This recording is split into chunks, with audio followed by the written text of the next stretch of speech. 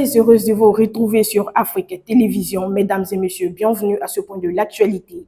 Le Burkina Faso, le Mali et le Niger ont franchi une étape cruciale dans leur processus de séparation avec la CEDEAO.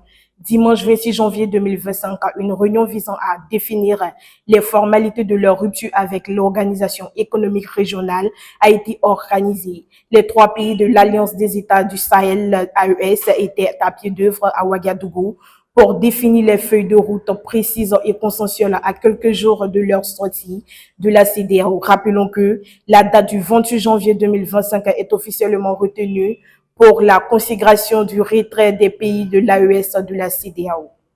Quittons l'Afrique de l'Ouest pour l'Afrique centrale. Des tirs nourris ont été entendus dans la nuit de dimanche à lundi au centre de la ville Goma dans la République démocratique du Congo. Les rebelles du M23 soutenus par le Rwanda ont revendiqué tôt ce lundi la prise de la capitale provinciale du Nord Kivu.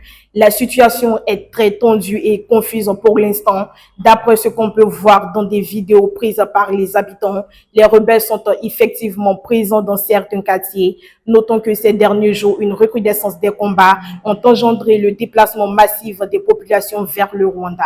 Et puis en sport, football, le nouveau design du logo de la Coupe d'Afrique des Nations CAN 2025 a été dévoilé. L'information émane de la Confédération africaine de football CAF via ses pages officielles sur les réseaux sociaux. Selon les organisateurs, ce logo symbolise la fierté, la résilience et l'espoir reliant sport et art. Pour rappel, le tirage au sort officiel de la CAN Maroc 2025 se tiendra ce lundi au Théâtre national du Rabat au Maroc. Voici ce qui met un terme à ce point de l'actualité. Merci de l'avoir suivi et bonne suite de programme sur Afrique Télévision.